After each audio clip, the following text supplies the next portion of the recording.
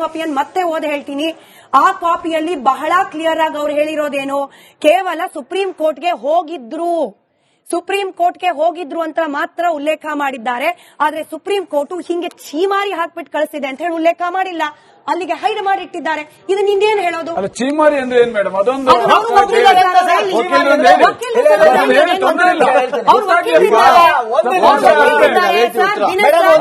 ಮತ್ತೆ ರಿಕ್ವೆಸ್ಟ್ ಮಾಡ್ಕೊಳ್ತಿದ್ದೀನಿ, ಅಮೃತೇಶ್ ಅವರು ಜಾಯ್ನ್ ಆಗಿರೋದು ಅರ್ಧ ಗಂಟೆ ಆದ್ಮೇಲೆ. ನಿಮಗೆ ಮಾತಾಡಕ್ ನಾನು ಅವಕಾಶ ಕೊಟ್ಟಿದ್ದೀನಿ, ಅವ್ರಿಗೆ ಮಾತಾಡಕ್ ನೀವು ಅವಕಾಶ ಕೊಡಿ, ಅವ್ರ ಉತ್ತರ ಕೊಡಿ. ಒಂದು, ನಾನು ಈ ವೀಕ್ಷಕರುಗಳು ಯಾರಿದ್ದಾರೆ ಇಡೀ ಕರ್ನಾಟಕದ ಜನತೆಗೆ ನಾನು ಬಹಳ ಸ್ಪಷ್ಟವಾಗಿ ಹೇಳ್ತೀನಿ, ಏನು ಇವಾಗ ಪಲಾಯನವಾದವನ್ನ ಮಾಡಿದ್ರು, ಇವರ ಪೂರಾಶ್ರಮವನ್ನು ಅವರೂ ಪತ್ರಕರ್ತರೆ, ಆಮೇಲೆ ಲಾಯರು. ಏನು ಅಲ್ಲಿ ಕೂತ್ಕೊಂಡು ಇವ್ರಿಗೆ ಈ ಪತ್ರಕರ್ತರ ಬಗ್ಗೆ ಹೇಳಿದ್ರು, ಮತ್ತೆ ನೀವು ಲಾಯರ್ ಆಗಿ ನೀವು ಮಾತಾಡಬಾರ್ದು ಅಂತ ಹೇಳಿದ್ರಲ್ಲ.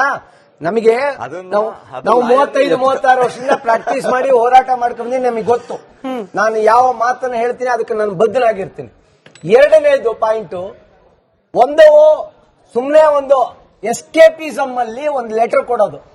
ಹೇಳಿದ್ದೇರಿ ಅವತ್ತು, ಅದರದ್ದು ಫೈನಾಲಿಟಿ ನಾನು ಹೇಳಕ್ ಆಗ್ಲಿಲ್ಲ, ಅಲ್ಲಿ ಫೈನಾಲಿಟಿ ಡಿಸ್ಮಿಸ್ ಆಗಿದೆ, ಅದನ್ನ ನಾನು ಮುಚ್ಚಿಟ್ಟಿದ್ದೀನಿ ಅಂತ ಹೇಳಿಲ್ಲ. ಎರಡನೇದು, ಯಾವುದೇ ಒಂದು ಅಪಾಯಿಂಟ್ಮೆಂಟ್ಗಳಿಗೆ ಕೆಲವೊಂದು ಕೇಸ್ಗಳಿದ್ರೆ ಅದನ್ನ ನೀವು ಮುಚ್ಚಿಟ್ಟಿದ್ರೆ ಅವನ ಮೇಲೆ ಸೆಲೆಕ್ಟ್ ಆದ್ಮೇಲೂ ಸಹ ಅವನ್ನ ಕಿತ್ತೆಸಿತಾರೆ, ಹೌದಾ? ಇದು ಅದೇ ತರದಲ್ಲಿ ಇಲ್ಲಿ ಒಂದು ಬಹಳ ಸೀರಿಯಸ್ ಆಗಿ ನಡೀತಾ ಇದೆ. ಕರ್ನಾಟಕ ರಾಜ್ಯದಲ್ಲೇ ಭುಗಿಲೆದ್ದು ನಿಂತಿದೆ ಈ ಧರ್ಮಸ್ಥಳದ ಹಗರಣದ ಬಗ್ಗೆ. ಅದ್ರ ಹಿಂದೆ ಬೇಕಾದಷ್ಟು ಕೈವಾಡಗಳೇ. ಇವತ್ತು ಈ ವಿಚಾರ ಹೊರಗಡೆ ಬಂದಾಗ ಇಂಟ್ರಾಗೇಷನ್ ಮಾಡಿದವರು ಅಟ್ಲೀಸ್ಟ್ ಆಗೋಗಿದೆ ಸರ್, ಅದು ಡಿಸ್ಮಿಸ್ ಆಯ್ತು, ನಮ್ಗೆ ಹಿಂಗ್ ಹೇಳಿದ್ದಾರೆ ಅಂತನಾದ್ರೂ ಹೇಳ್ಬೇಕಾಗಿತ್ತಲ್ಲ SITಗೆ.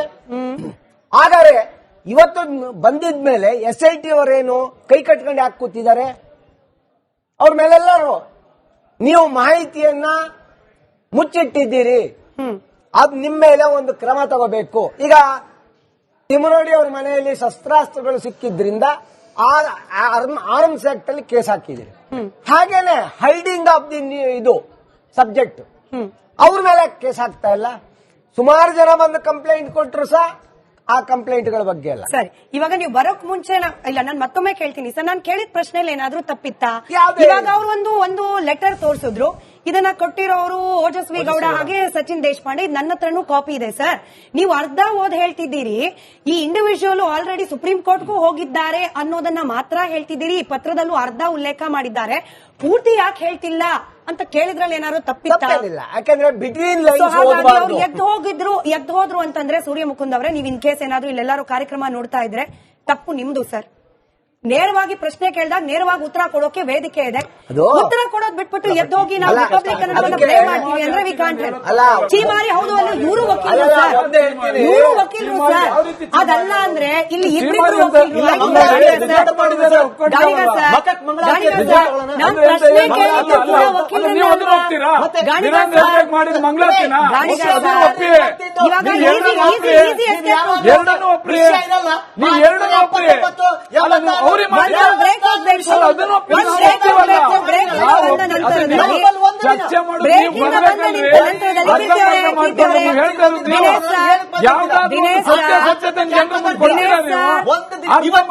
ಮತ್ತೊಮ್ಮೆ ಕೈಂಡ್ ರಿಕ್ವೆಸ್ಟ್ ಎಲ್ಲರಿಗೂ ಒಬ್ಬರಾದ ನಂತರದಲ್ಲಿ ಒಬ್ರು ಮಾತನಾಡಿ ಅಂತ ಹೇಳಿ. ಹಾಗೆ ದಿನೇಶ್ ಸರ್, ಇವತ್ತು ನಾವು ಮಾತನಾಡ್ತಾ ಇರೋದು ಸುಪ್ರೀಂ ಕೋರ್ಟ್ ನ ಈ ತೀರ್ಪಿನ ವಿಚಾರಕ್ಕೆ ಸಂಬಂಧಪಟ್ಟಂತೆ, ಹಾಗೆ SIT ಸಂಬಂಧಪಟ್ಟಂಗೆ. ಸೌಜನ್ಯ ಬಗ್ಗೆ ಮಾತಾಡಬೇಡಿ ಅಂತ ನಾನು ಹೇಳೋದಿಲ್ಲ, ಸೌಜನ್ಯ ಬಗ್ಗೆ ಆಲ್ರೆಡಿ ಮಾತನಾಡಿದ್ದೀವಿ. ಹಾಗಾಗಿ ಇವತ್ತೊಂದಿನ ಈ ಸುಪ್ರೀಂ ಕೋರ್ಟ್ ನ ಆರ್ಡರ್ ಬಗ್ಗೆ ಮಾತನಾಡೋದ್ರೆ ಎಲ್ಲದಕ್ಕೂ ಕೂಡ ಸೌಜನ್ಯ ಇವತ್ತೊಂದಿನದ ಮಟ್ಟಿಗೆ ಬೇಡ ಅಂತ ಹೇಳಿ. ನಾರಾಯಣ ಸ್ವಾಮಿ ಸರ್, ಈಗ ಅರ್ಧ ಇನ್ಫಾರ್ಮೇಶನ್ ಕೊಡೋದು ಕೂಡ ಅಪಾಯಕಾರಿನೇ.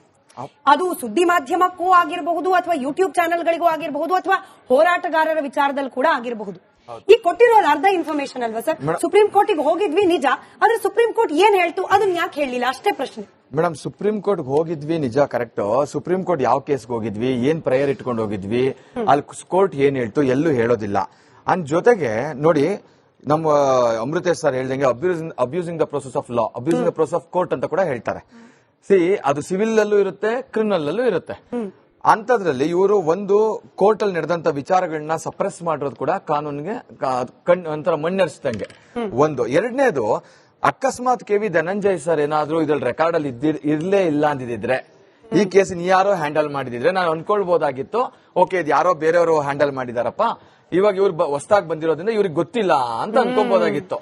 ಆದ್ರೆ ಈ ಸುಪ್ರೀಂ ಕೋರ್ಟ್ ಅಲ್ಲಿ ಈ ಕೇಸನ್ನ ಹ್ಯಾಂಡಲ್ ಮಾಡಿದವರೇ ಕೆ ವಿ ಧನಂಜಯ್ ಸರ್. ನಮ್ಗೆ ಅವ್ರ ಬಗ್ಗೆ ಬಹಳ ರೆಸ್ಪೆಕ್ಟ್ ಇತ್ತು.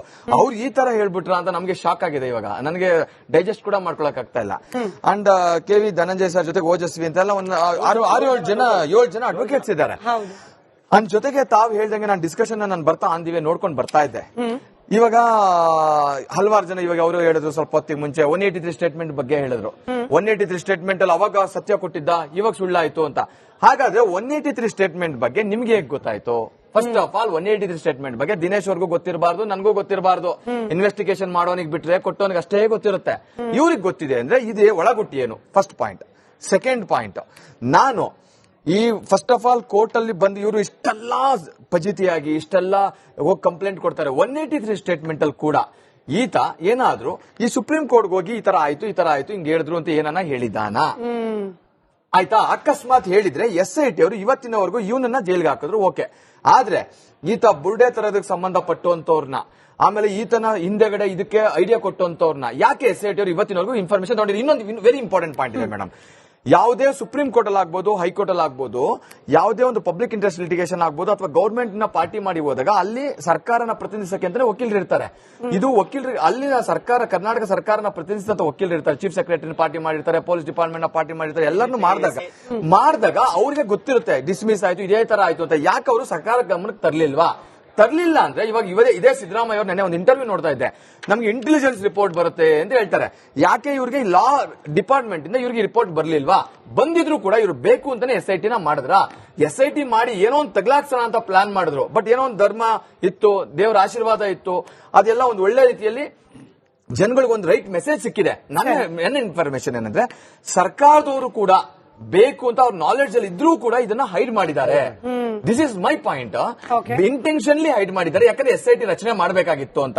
SIT ರಚನೆ ಮಾಡುವಂತ ಕೇಸ್ ಎಲ್ಲ ಸುಪ್ರೀಂ ಕೋರ್ಟ್ ನೋಡಕ್ ಹೋದ್ರೆ ಇಲ್ಲಿ ಕಂಪ್ಲೇಂಟ್ ಕೊಡಬೇಕು, ಕಂಪ್ಲೇಂಟ್ ಅಲ್ಲಿ ಅವ್ರು ಆಕ್ಷನ್ ತಗೊಳ್ಬೇಕು. ಅದು ಇದೆಲ್ಲ ಸಪ್ರೆಸ್ ಮಾಡಿದ್ದಾರೆ. ಮೆಟೀರಿಯಲ್ ನೇ ಟೋಟಲಿ ಇದು ಮಾಡಿ. ಜೊತೆಗೆ ಅವ್ರು ಹೇಳಿದ್ರು ಈ ಅಬ್ಸರ್ವೇಷನ್ ಬಗ್ಗೆ ಸುಪ್ರೀಂ ಕೋರ್ಟ್ ಅಲ್ಲಿ ಏನೋ ಎಲ್ಲಾ ಕೇಸ್ಗಳಲ್ಲಿ ಹೇಳುತ್ತೆ, ಎಲ್ಲಾ ಕೇಸಲ್ಲೂ ಆ ತರ ಸುಮ್ನೆ ಹೆಕ್ಕಾಫಿಟ್ಟು ಕೋರ್ಟ್ ಅಲ್ಲಿ ಹೇಳಲ್ಲ. ಅಲ್ಲಲ್ಲ, ಹಾರ್ಶ್ ಆಗ್ಲಿ, ಸ್ಮೂತ್ ಆಗ್ಲಿ, ಸ್ವೀಟ್ ಆಗ್ಲಿ, ಆದ್ರೆ ಕೋರ್ಟ್ ಅಲ್ಲಿ ಹೇಳೋ ಒಂದೊಂದು ಪದಗಳಿಗೂ ಒಂದೊಂದು ಬೆಲೆ ಇದೆ. ಜಡ್ಜ್ ಹೇಳ್ತಕ್ಕಂತ ಒಂದೊಂದು ವರ್ಡಿಂಗ್ಸ್ಗೂ ಒಂದೊಂದು ಬೆಲೆ ಇದೆ. ಅದಕ್ಕೆ ಹೇಳೋದು ವರ್ಡಿಕ್ಟ್ಗಳು ಸುಮ್ನೆ ಬರೋದಿಲ್ಲ. ಅಲ್ಲಿ ಹೇಳೋ ಒಂದೊಂದು ಎಕ್ಸ್ಪ್ಲನೇಷನ್ಸ್ ಸುಮ್ನೆ ಬರೋಲ್ಲ. ಮರ್ಡರ್ ಅನ್ನೋದು ಒಂದು ವರ್ಡ್ ಅಷ್ಟೇ. ಯಾವ ತರ ಮರ್ಡರ್ ಅಂತ ಎಕ್ಸ್ಪ್ಲನೇಷನ್ ಕೊಡ್ಬೇಕಾದ್ರೆ ಹಲವಾರು ರೀತಿ ಇರುತ್ತೆ. ಸೊ ಹಂಗಾಗಿ ಇಲ್ಲಿ ಕೊಟ್ಟಿರ್ತಕ್ಕಂತ ಏನ್ ಹೇಳಿದ್ದಾರೆ, ಪಬ್ಲಿಸಿಟಿ ಇಂಟ್ರೆಸ್ಟ್ ಲಿಟಿಗೇಷನ್, ಪೈಸಾ ಇಂಟ್ರೆಸ್ಟ್ ಲಿಟಿಗೇಷನ್ ಅಂತ ಕೋರ್ಟ್ ತನ್ನ ಒಪಿನಿಯನ್ ಇವ್ರು ಹೇಗೆ ಪ್ರೆಸೆಂಟ್ ಮಾಡಿರ್ತಾರೆ, ಏನ್ ಡಾಕ್ಯುಮೆಂಟ್ಸ್ ಇರುತ್ತೆ, ಏನ್ ಪ್ಲೀಡಿಂಗ್ಸ್ ಇರುತ್ತೆ, ಅದನ್ನ ನೋಡ್ಕೊಂಡೇ ಇದನ್ನ ಹೇಳಿರ್ತಾರೆ. ಸುಮ್ನೆ ಹೇಳಿರೋದಿಲ್ಲ. ಸೊ ಹಾಗಾಗಿ ಅಷ್ಟೊಂದು ತಾತ್ಸಾರವಾಗಿ ತಗೊಳ್ಬಾರ್ದು. ಅದೇ ತರನೇ ಅವ್ರು ಹೇಳಿದ್ರು, ವೀರೇಂದ್ರ ಹೆಗ್ಡೆ ಅವ್ರ ಬಗ್ಗೆ ಕೆಲವೊಂದು ವಿಚಾರ ತೆಗೆದು ಹೇಳಿದ್ರು. ನೋಡಿ, ಅಲ್ಲಿ ಹೇಳ್ತಾರೆ, ಯಾವ್ದಾದ್ರು ಒಂದು ಕೇಸ್ ನ ಹಾಕಿದಾಗ ನೀವು ಸರಿಯಾದ ರೀತಿಯಲ್ಲಿ ಪ್ಲೀಡಿಂಗ್ಸ್ ಮಾಡ್ಲಿಲ್ಲ ನಾವು ಅಂತಂದ್ರೆ ಅದು ಕ್ಲೀನ್ ಹ್ಯಾಂಡ್ಸ್ ಇಲ್ಲ, ನೀವು ಸರಿಯಾಗಿ ಬಂದಿಲ್ಲ ಅನ್ನೋದ್ರ ಬಗ್ಗೆ ನಾವು ಹೇಳ್ತಾರೆ, ಯೂಶಲಿ ಹೇಳ್ತಾರೆ. ಆದ್ರೆ ಈ ತರ ವರ್ಡಿಂಗ್ಸ್ ಇದೆಯಲ್ಲ, ಇದು ಲಕ್ಷಕ್ಕೆ ಒಂದು. ಸರಿ, ಈಗೊಂದು ಬ್ರೇಕ್ ಹೋಗ್ಬೇಕು. ಬ್ರೇಕ್ ಇಂದ ಬಂದ್ಮೇಲೆ KV ಧನಂಜಯ್ ಸರ್ ಬಗ್ಗೆ ನೀವು ಪ್ರಸ್ತಾಪ ಮಾಡಿದ್ರಿ. ಇನ್ಫ್ಯಾಕ್ಟ್ ಕನ್ನಡದ ಮಾಧ್ಯಮಗಳು, ಸುದ್ದಿ ಮಾಧ್ಯಮಗಳು ಈ ಕಾನ್ಸ್ಟಿಟ್ಯೂಷನಲ್ಲಿ ಸ್ವಲ್ಪ ಕಷ್ಟ ಅನಿಸುವಂತಹ ಯಾವ್ದಾದ್ರು ಕೇಸ್ಗಳು ಬಂದಾಗ ಅಥವಾ ಕಾನೂನಾತ್ಮಕವಾಗಿ ಲೇಮ್ಯಾನ್ಗಳಿಗೆ ಅರ್ಥ ಆಗಲ್ಲ ಅನ್ನೋ ರೀತಿಯಲ್ಲಿ ಯಾವ್ದಾದ್ರು ತೀರ್ಪು ಬಂದಾಗ ಕರೆ ಮಾಡ್ತಾ ಇದ್ದಿದ್ದು KV ಧನಂಜಯ್ ಸರ್ಗೆ. ಯಾಕಂತಂದ್ರೆ ಅವ್ರ ಹತ್ರ ಸಿಗ್ತಾ ಇದ್ದ ಎಕ್ಸ್ಪರ್ಟ್ ಒಪಿನಿಯನ್ಗಳು ಬೇರೆ ಯಾರಿಗೂ ಕೂಡ ಅಷ್ಟು ಸುಲಭವಾಗಿ ಜನರಿಗೆ ಅರ್ಥ ಆಗೋ ರೀತಿಯಲ್ಲಿ ಸಿಗೋ ಚಾನ್ಸಸ್ ಕಮ್ಮಿ ಅನ್ನೋ ಕಾರಣಕ್ಕೆ. ಆದ್ರೆ ಈ ಪ್ರಕರಣದಲ್ಲಿ ಈ ಸುಪ್ರೀಂ ಕೋರ್ಟ್ ನ ಆರ್ಡರ್ ಅಲ್ಲಿ ಹೇಳಿದೆ ಆರ್ಟಿಕಲ್ 32ರ ಅಡಿಯಲ್ಲಿ ಇದನ್ನ ತೆಗೆದುಕೊಳ್ಳಿಕ್ಕಾಗಲ್ಲ. KV ಧನಂಜಯ್ ಸರ್ಗೆ ಇದು ಗೊತ್ತಾಗ್ಲಿಲ್ವಾ? ಹಾಗೆ ಇದರ ಜೊತೆಯಲ್ಲೇ ನೀವು ಈ ಐಡೆಂಟಿಟಿಯನ್ನ ಕವರ್ ಮಾಡಿ ಬಂದಿದ್ದೀರಿ. ಸೂರ್ಯ ಮುಕುಂದ್ ಅವರು ಹೇಳ್ತಾ ಇದ್ದಿದ್ದು. ಹೀಗಾಗಿ ಈ ಪ್ರಕರಣವನ್ನ ನಾವು ಯಾಕೆ ಗಂಭೀರವಾಗಿ ಪರಿಗಣಿಸಬೇಕು ಅಂತ ಸುಪ್ರೀಂ ಕೋರ್ಟ್ಗೆ ಅನುಮಾನ ಆಯ್ತು. KV ಧನಂಜಯ್ ಸರ್ಗೆ ಅದು ಗೊತ್ತಾಗ್ಲಿಲ್ವಾ? ಹಾಗೇನೆ ಇದನ್ನ ಈ ರೀತಿ ಪಬ್ಲಿಸಿಟಿ ಹಾಗೆ ಪೊಲಿಟಿಕಲ್ ಇದರ ಜೊತೆಯಲ್ಲೇನೆ ಮನಿ ಪೈಸಾ ಹೀಗೆಲ್ಲ ಅಂದ್ರು KV ಧನಂಜಯ್ ಸರ್ ಇದನ್ನ ಕೇಳಿಸ್ಕೊಂಡ ನಂತರದಲ್ಲೂ ಕೂಡ ಮತ್ತೊಮ್ಮೆ ಮಾಧ್ಯಮಗಳ ಮುಂದೆ ಬಂದು ಈ ಮಾಸ್ಕ್ ಮ್ಯಾನ್ ಪರವಾಗಿ, ಈ ಪ್ರಕರಣದ ಪರವಾಗಿ ಮಾತನಾಡಿದ್ರು ಅಂತಂದ್ರೆ ಇದನ್ನ ಯಾವ ರೀತಿ ಗಮನಿಸಬೇಕು? ಇಬ್ಬರು ವಕೀಲರಿದ್ದಾರೆ, ಅವ್ರ ಹತ್ರನೂ ಕೂಡ ಮಾತನಾಡೋಣ. ಕೀರ್ತಿ ಅವರೇ ಹಾಗೆ ದಿನೇಶ್